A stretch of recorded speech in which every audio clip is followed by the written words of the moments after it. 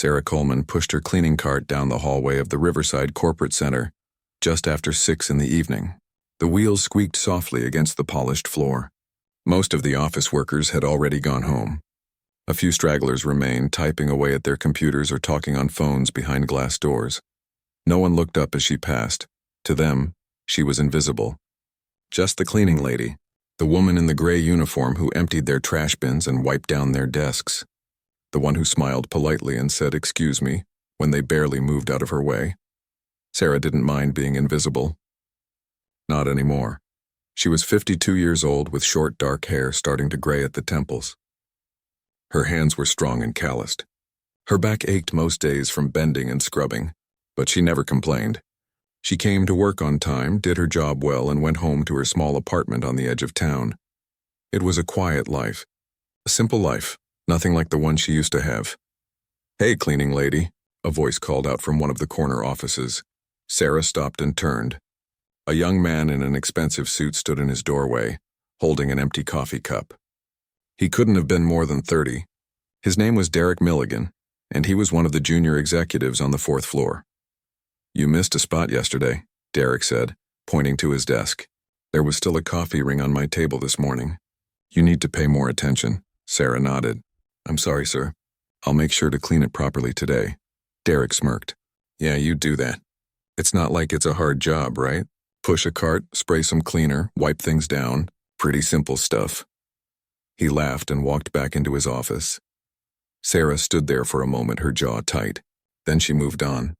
She'd heard worse, much worse, from people who thought they were better than her because they wore nice clothes and worked behind desks. They had no idea who she really was. She moved to the break room and began emptying the trash. As she worked, she caught pieces of conversation from 2 women sitting at a table near the window. They were administrative assistants, both in their 20s, scrolling through their phones. "Did you see that new security guy they hired?" one of them said. "Yeah, he's cute," the other replied. "But I don't know why they even need security here. Nothing ever happens in this boring town, right? Like, what's he gonna do, stop someone from stealing printer paper?" They both laughed. Sarah wiped down the counters and said nothing. She'd learned long ago that people talked freely around her. They didn't think she mattered enough to listen. Didn't think she had opinions or thoughts or a past worth knowing. That was fine. She finished the break room and moved back into the hallway. As she walked, she passed a wall covered with framed photos. The company's leadership team, all smiling, confident faces, mostly men in dark suits. A few women in blazers. Below the photos was a plaque that read, "Riverside Corporate Center, building excellence since 1998. Sarah kept walking. She reached the elevator and pressed the button for the 3rd floor. As the doors closed, she caught her reflection in the polished steel. Tired eyes, worn face, a woman who looked like she'd lived a hard life, and she had. The elevator dinged and the doors opened. The 3rd floor was quieter. Fewer people worked here. It was mostly storage rooms and old filing cabinets. Sarah liked this floor. It gave her time to think. She unlocked the supply closet and began restocking her cart with trash bags and cleaning spray. As she worked, her eyes drifted to a small scar on her left forearm. It was thin and white, barely visible now, but she remembered the day she got it, Iraq, 2006. She'd been a sergeant in the army, leading a convoy security team through the streets of Fallujah. An IED had gone off near her vehicle. Shrapnel had torn through the door. Her arm had been cut, but she'd kept moving. Kept her team safe. Kept them alive. That was a different life, a different Sarah. She blinked and pushed the memory away. She didn't like to think about those days. They were over. She'd served her country for 12 years, earned 2 Bronze Stars and a Purple Heart, and come home with scars no one could see. And when she came back, no one cared. The benefits she'd been promised were tangled in red tape. The job she applied for never called back. People thanked her for her service with empty smiles and moved on with their lives. So she took what she could, get a job cleaning offices in a town that didn't know her name. Sarah closed the supply closet and pushed her cart toward the bathrooms. As she cleaned, she heard footsteps behind her. She turned and saw James Kowalski, the building security guard. He was in his 60s, a retired cop with a kind face. "Evening, Sarah," he said warmly. "Evening, James. How's it going tonight?" Same as always, she said. James smiled. You work too hard, you know that? Sarah shrugged. It's a job. Still, James said. People around here should show you more respect. I see how they treat you. Sarah appreciated James. He was one of the few people in the building who actually saw her, who spoke to her like she was human. I'm used to it, she said quietly. James nodded. Well, don't let them get to you. You're worth more than they know. He tipped his head and walked down the hallway toward the stairs. Sarah watched him go, then turned back to her work. She didn't need respect. She didn't need recognition. She just needed to get through each day. But sometimes late at night when she was alone, she wondered what would happen if they knew. If they found out who she really was. What she'd done. What she was capable of. Would they still treat her like she was nothing? Would they still look past her like she didn't exist? She finished cleaning the bathrooms and headed toward the main lobby. The sun was setting outside, casting long shadows across the marble floor. The building was almost empty now, just another quiet evening, just another shift. But something felt different tonight. Sarah couldn't explain it. It was a feeling in her gut. The same feeling she used to get overseas when something wasn't right. When danger was close, she stopped in the middle of the lobby and looked around. Everything seemed normal. But her instincts were never wrong. She took a slow breath and kept moving. Tomorrow, she told herself. Tomorrow everything would go back to normal. But she was wrong. Because in less than 24 hours, everything in that building would change and no one, not Derek, not the secretaries, not anyone, would ever look at Sarah Coleman the same way again. The next morning, Sarah arrived at the Riverside Corporate Center at 5:30, just like always. The sun was barely up. The parking lot was empty except for a few early arrivals. She parked her old Honda Civic in the far corner, away from the shiny BMWs and Mercedes that would fill the lot later. She grabbed her lunch bag from the passenger seat and walked toward the employee entrance at the back of the building. The door was heavy. She pulled it open and stepped into the dim hallway that led to the maintenance office. Inside, 3 other custodial workers were already there. Miguel, an older man who'd worked there for 15 years.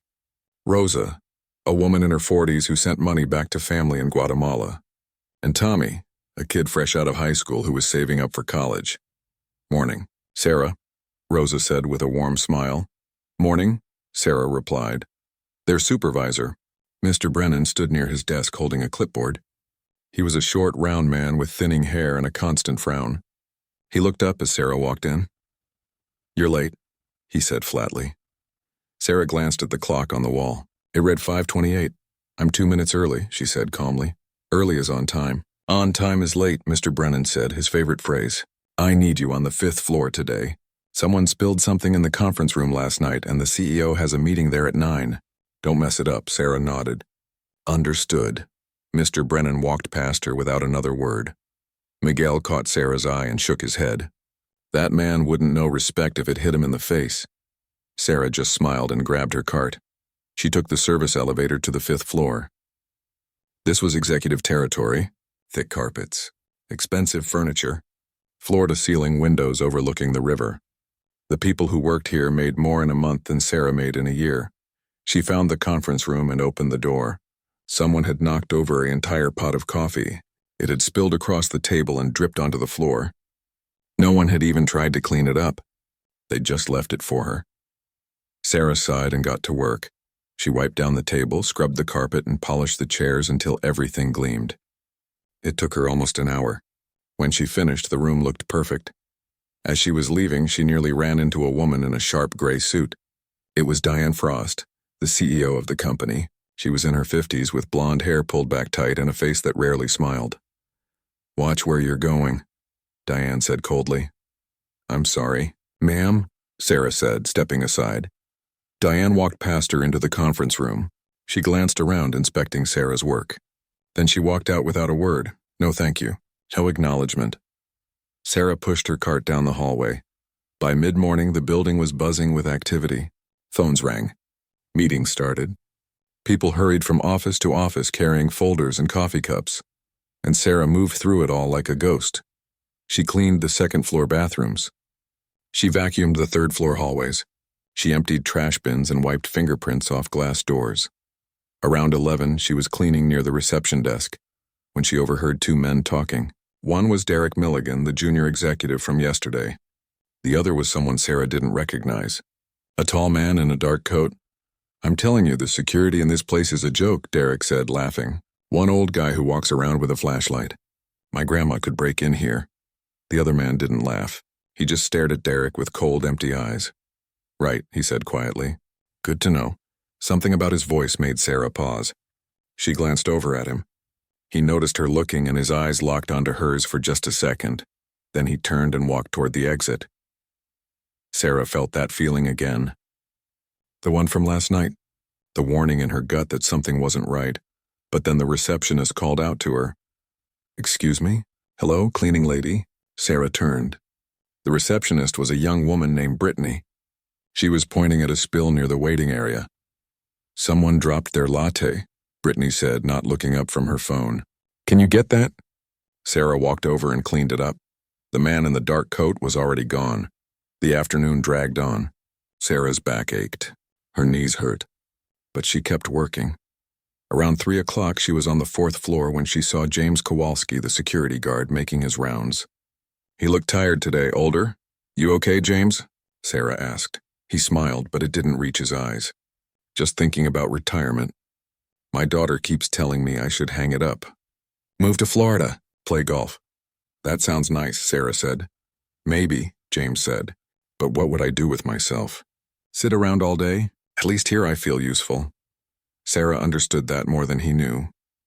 "You are useful," she said. "You keep people safe," James chuckled. "Safe from what?" "The most dangerous thing in this building is the coffee from the break room." They both smiled. "Well, I better finish my rounds," James said. "You take care, Sarah." "You too." Sarah watched him walk away, his hand resting on the radio clipped to his belt. She didn't know it then, but that would be the last normal conversation they'd ever have. The rest of the afternoon passed quietly. By 5 o'clock, people started leaving. The building began to empty out. Sarah worked her way through her checklist. Trash collected, floors mopped, desks wiped down. By 6:30, the building was almost deserted, just the way she liked it. She was cleaning the first-floor hallway when she heard the front door open. She glanced up and saw a man walking in. He was wearing a dark coat and carrying a large duffel bag. It was the same man from earlier, the one who'd been talking to Derek. Sarah's instincts screamed. The man walked past the reception desk, which was now empty. He moved with purpose. His face was blank, emotionless, and then Sarah saw his hand reach into the duffel. Bag time seemed to slow down. She saw the edge of something, black, metal, a rifle. Her heart slammed in her chest and every nerve in her body came alive. The training she'd buried for years surged back in an instant. Her mind shifted into combat mode, assessing, calculating, preparing. The man pulled the rifle out and chambered around. The sound echoed through the empty lobby. Sarah didn't move. She was 20 feet away, partially hidden behind her cleaning cart. The man hadn't seen her yet. He walked toward the elevator, weapon ready. Sarah's mind raced. There were still people in this building. Maybe a dozen. James was upstairs somewhere. Rosa was probably on the 3rd floor. A few office workers were still at their desks. They had no idea what was coming. The man pressed the elevator button. Sarah had seconds to decide. She could run, slip out the employee exit and disappear. Call 911 from outside. Let the police handle it. That's what anyone else would do. But Sarah Coleman wasn't anyone else. She was a soldier, and soldiers didn't run, not when innocent people were in danger. The elevator dinged. The doors opened. The man stepped inside and turned around, and that's when he saw her. Their eyes met. For a split second, neither of them moved. Then Sarah spoke, her voice calm and steady. "You don't want to do this." The man's finger moved to the trigger. "Step aside, lady," he said. "This doesn't concern you." Sarah didn't step aside. She stepped forward. "I can't do that," she said. The man's face twisted in anger. "I said move. I don't want to hurt you, but I will." Sarah's eyes were cold, focused, the eyes of someone who'd stared down death before. "No," she said quietly. "You won't." The man raised his weapon and Sarah moved. Years of training exploded into action. She kicked her cart forward, sending it rolling toward him. He flinched, stumbling backward. The rifle swung wide. Sarah closed the distance in 3 strides. She grabbed the barrel of the rifle and twisted it hard, using his own momentum against him. The weapon fired, the shot going wild into the ceiling. The sound was deafening. Then Sarah struck, her elbow connected with his jaw. His head snapped back. She twisted the rifle again, wrenching it from his grip. He swung at her, but she was faster. She sidestepped and drove her knee into his ribs. He gasped and fell to one knee. Sarah had the rifle now. She ejected the magazine and cleared the chamber in 2 seconds flat. Then she slammed the stock into the side of his head. He collapsed to the floor, unconscious. The entire fight had lasted less than 10 seconds. Sarah stood over him, breathing hard, the empty rifle still in her hands. The building was silent. Then she heard footsteps running, voices shouting. James appeared from the stairwell, his radio in hand, eyes wide. "Sarah, I heard a shot." What? He stopped. He saw the man on the floor. The rifle, the duffel bag full of ammunition and another weapon. He saw Sarah standing there, calm and controlled. "Call 911, Sarah said quietly. "Tell them we have an active shooter down. Building is secure." James stared at her like he was seeing her for the first time. Who are you?" he whispered. Sarah didn't answer. She just set the rifle down carefully and waited for the police to arrive. The police arrived in 4 minutes. 6 officers stormed through the front entrance with weapons drawn. They found Sarah sitting on the floor with her back against the wall, hands visible, calm. The unconscious shooter was zip-tied with plastic restraints James had pulled from the security office. The rifle and duffel bag were 10 feet away, untouched, hands up. "Don't move," the first officer shouted. Sarah raised her hand slowly. "I'm the one who called it in. The threat is neutralized. 1 suspect unconscious, 2 weapons secured, no other injuries."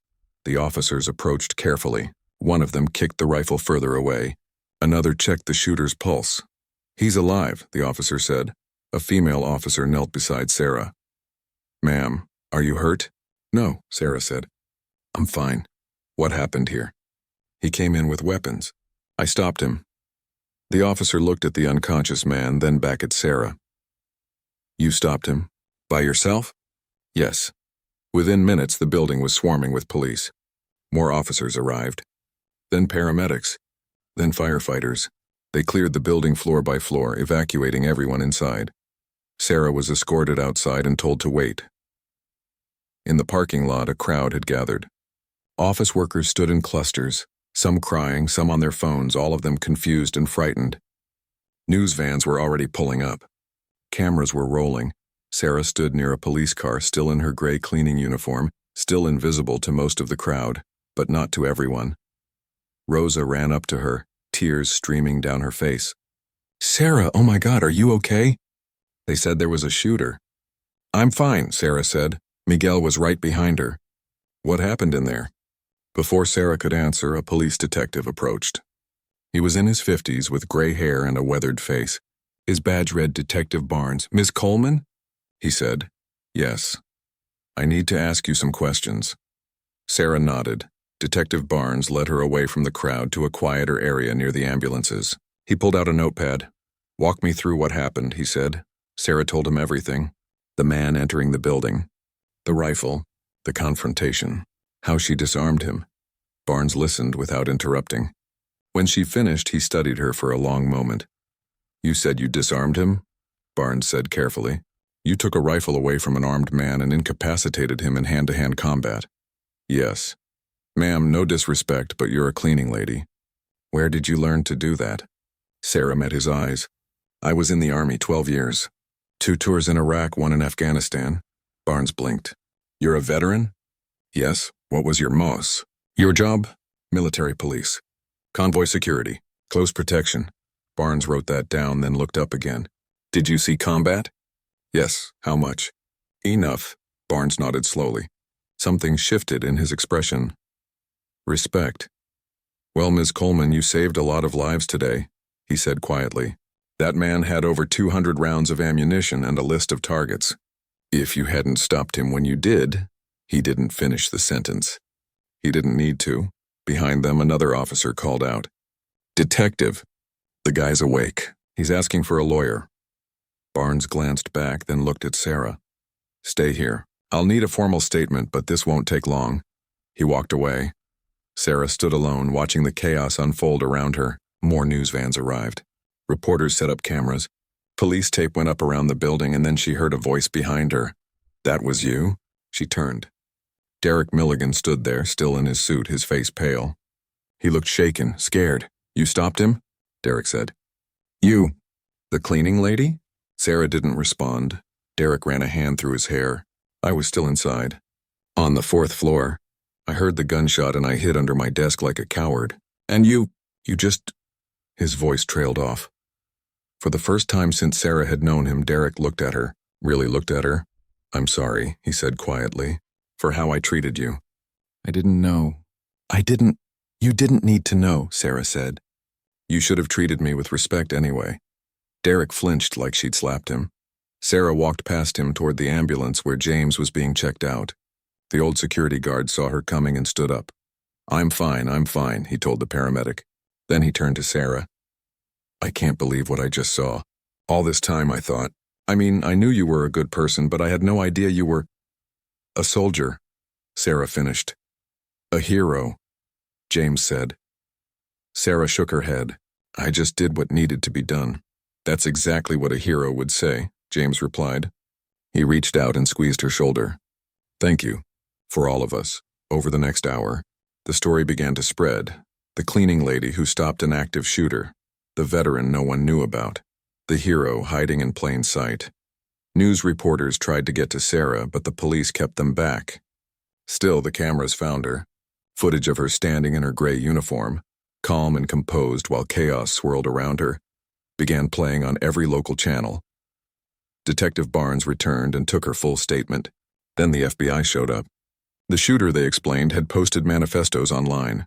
He'd been planning this attack for months. He'd targeted the Riverside Corporate Center because he'd been fired from a contract job there 2 years ago. He'd intended to kill as many people as possible. Sarah's intervention had stopped a massacre. By 8 o'clock that evening, Sarah was finally allowed to leave. She walked to her car alone, exhausted. Every muscle in her body ached. Her hands were shaking now that the adrenaline had worn off. She sat in her Honda and just breathed. Her phone buzzed. Text messages, dozens of them. From Rosa, from Miguel, from people she barely knew. And then one from a number she didn't recognize. She opened it. This is Diane Frost. I need to see you. In my office tomorrow morning at 9, please. Sarah stared at the word please. The CEO had never said please to her before. She set her phone down and started her car. The drive home was quiet. The streets were dark. When she pulled into the parking lot of her apartment building, she saw more news vans. They'd found where she lived. Sarah parked and walked quickly to her door, ignoring the reporters calling her name. Inside her small apartment, she locked the door and leaned against it. The silence was heavy. She walked to her bedroom and opened the closet. In the back, behind her work uniforms, was a green duffel bag. She pulled it out and unzipped it. Inside were her old uniforms, her dog tags, her medals, 2 bronze stars, a Purple Heart, a combat action badge. She hadn't looked at them in years. Sarah picked up the dog tags and held them in her palm. The medal was cool and familiar. Coleman, Sarah J. Sargent, U.S. Army. She'd been proud once. Proud of her service. Proud of who she was. But when she came home, that pride had been buried under rejection and disappointment, under a system that forgot about her, under a society that didn't know what to do with veterans who didn't fit the picture they expected. So she'd put it all away, became invisible, became just another person trying to survive. But tonight, for the first time in years, Sarah felt something stir inside her. Not pride exactly, but purpose. She'd saved lives today, used her training for what it was meant for, protected the innocent. She'd remembered who she really was. Sarah put the dog tags back in the bag and zipped it up. Then she lay down on her bed, still in her uniform, and closed her eyes. Tomorrow, she knew, everything would be different. People would know her name, know her story. She'd no longer be invisible, and somewhere deep down, in a place she'd locked away for a long time, Sarah Coleman allowed herself to feel something she hadn't felt in years. She felt seen. Outside her window, the news vans waited. The story was spreading across the country. The veteran cleaning lady who saved the day. But the real story, the one that mattered, was just beginning, because what no one knew yet, what Sarah herself was only beginning to understand, was that this wasn't just about one day of heroism. This was about what came after, about whether people would remember, about whether anything would actually change, and about whether Sarah Coleman would finally get the recognition and respect she'd earned not just today, but years ago when she put on a uniform and served her country. The answer to those questions would come soon, and it would surprise everyone. Sarah didn't sleep much that night. By morning, her story was everywhere. Local news, national news, social media. The headlines all said the same thing.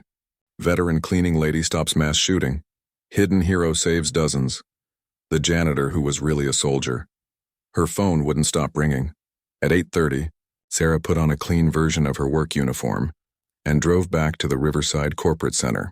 The news vans were still there. So were the police cars. Yellow tape still surrounded the entrance, but she'd been told to use the front door today. As she walked across the parking lot, reporters rushed toward her. Cameras flashed. Microphones were shoved in her face. "Ms. Coleman, how does it feel to be a hero? Did you think you were going to die? What do you want to say to the shooter?" Sarah kept her head down and kept walking. A police officer escorted her through the crowd and into the building. Inside, everything was different. People stopped and stared. Office workers who'd walked past her for years now stood and watched as she crossed the lobby. Some of them started clapping. Others joined in. Sarah felt her face flush. She wasn't used to this. Didn't want it. She just nodded and walked to the elevator. On the 5th floor, Diane Frost's assistant was waiting. She was a young woman named Kelly who'd never spoken to Sarah before. "Ms. Coleman," Kelly said, her voice respectful. "Ms. Frost is ready for you. Please follow me." Sarah followed her down the hall to the corner office. The door was open. Diane Frost stood by the window looking out at the river. She turned when Sarah entered. "Please sit," Diane said, gesturing to a leather chair. Sarah sat. Diane walked around her desk but didn't sit. She seemed uncomfortable, uncertain. "I don't know how to begin," Diane said finally, "so I'll just say it. I'm sorry. I've passed you in these halls for 3 years and never once treated you like a human being. I never asked your name, never thanked you for your work, and I certainly never knew you were a decorated veteran who served our country with honor." Sarah said nothing. Diane continued. "What you did yesterday was extraordinary. You saved lives. My life, possibly. And I wanted you to know that this company will never forget it." She opened a folder on her desk. "We'd like to offer you a position in our corporate security division. Full benefits, salary of $65,000 a year. You'd be training our staff in emergency response and threat assessment." Sarah stared at her. "You're offering me a job?" "A career," Diane corrected. "You have skills that are invaluable. Skills we didn't even know we needed until yesterday." It was a good offer. More money than Sarah had seen in years, respect, purpose, but something about it felt wrong. "Why now?" Sarah asked quietly. Diane blinked. "I'm sorry? Why now?" Sarah repeated. "Yesterday I was just the cleaning lady, someone you walked past without a word. Today I'm valuable because people know what I did. But I was the same person yesterday morning. The same veteran, the same woman. Nothing about me changed except what you know about me." Diane's face flushed. "Ms. Coleman, I appreciate the offer," Sarah said, standing. "But I need to think about it." She walked toward the door. "Wait," Diane said. "Please, you're right. You're absolutely right. I should have treated you with respect from the beginning. Not because of what you did, but because every person deserves it. I failed you. We all did." Sarah turned back. Diane's voice was softer now. "I can't change the past. But I want to do better, we all do. So whatever you decide, know that you have my respect. And my gratitude," Sarah nodded. "Thank you." She left the office. Downstairs, more people were waiting.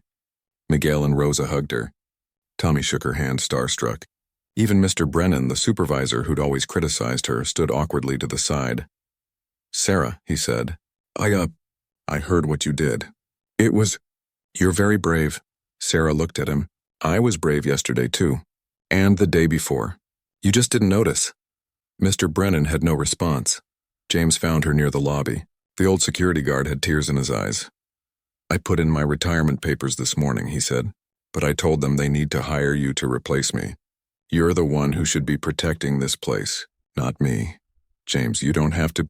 Yes, I do, he said firmly. It's the right thing. You've earned it. Over the next week, Sarah's life transformed. The mayor gave her a commendation. The Army reached out to honor her service. Veterans groups invited her to speak. Job offers came from security companies, police departments, and private firms. But the offer that mattered most came from somewhere unexpected. A non-profit organization called Forgotten Warriors contacted her. They helped homeless and underemployed veterans find housing, healthcare, and jobs. The director, a former Marine named Patricia Hughes, called Sarah personally. We've been following your story, Patricia said, and we think you could help us reach veterans who feel invisible, like you did. Would you consider joining our team? We can't pay much, but the work matters. Sarah didn't hesitate. Yes. Within a month, Sarah left her job at the Riverside Corporate Center, not because she was ashamed of it, but because she'd found her purpose. She became an advocate. She traveled to VFW halls and shelters. She spoke at schools and community centers. She told her story, not the one about stopping a shooter, but the one about coming home from war and being forgotten. About struggling to find work. About feeling invisible, and she helped other veterans know they weren't alone. The media attention eventually faded, as it always does. The news vans left. The headlines moved on to other stories, but Sarah's impact didn't fade. 6 months after the shooting, the Riverside Corporate Center established a veterans hiring initiative. They partnered with Forgotten Warriors to recruit and train veterans for positions throughout the company. Derek Milligan, the junior executive who'd once mocked Sarah, volunteered to lead the program. He never forgot the shame he felt that day, and he spent the next years of his career trying to make up for it. A year later, Sarah stood on a stage in Washington, D.C. She was receiving the Presidential Citizens Medal for her actions that day. But when she gave her acceptance speech, she didn't talk about herself. She talked about the thousands of veterans who came home to nothing, who worked jobs where they were looked down on, who were invisible to a country they'd served. I didn't stop a shooter because I wanted to be a hero, Sarah said, her voice steady. I did it because it's what I was trained to do, what I swore an oath to do, protect others. And every veteran who served made that same oath. But when we come home, we're forgotten. We're treated like we're less than we are. She paused, looking out at the audience. I was lucky. One day gave me a chance to show what I was capable of. But there are thousands of veterans out there who never get that chance, who die without anyone knowing their worth. We owe them more. We owe them respect. Not because of what we see them do in one moment, but because of who they are every single day. The room erupted in applause. After the ceremony, a young woman in an Army uniform approached Sarah. She couldn't have been more than 25. Her eyes were nervous. Ma'am, the woman said, I'm getting out next year. And I'm scared. Scared I won't find a job. Scared I'll end up forgotten like you were. Sarah took her hand. You won't be forgotten, Sarah said. Not anymore. Because we're going to make sure of it. We're going to keep telling our stories until people listen. Until things change. You with me? The young woman's eyes filled with tears. Yes, ma'am. Good, Sarah said. Then let's get to work. That night, Sarah returned to her apartment. It was bigger now, in a better part of town. She could afford it with her new job. But it still felt like home. She opened her closet and looked at the green duffel bag. Her medals were no longer hidden away. They hung on the wall now next to a photo of her old unit in Iraq. She wasn't invisible anymore, but more importantly, she was making sure other veterans wouldn't be invisible either. Sarah sat down at her desk and opened her laptop. She had emails to answer, veterans to help, speeches to write. The work was never done, but for the first time in years, Sarah Coleman felt like she was exactly where she was supposed to be, not because of one act of heroism, but because she'd finally stopped hiding who she really was. She was a soldier, she was a veteran, she was a voice for the forgotten, and she was just getting started. Outside her window, the city lights twinkled in the darkness. Somewhere out there, another veteran was struggling, feeling invisible, wondering if anyone cared, but they weren't.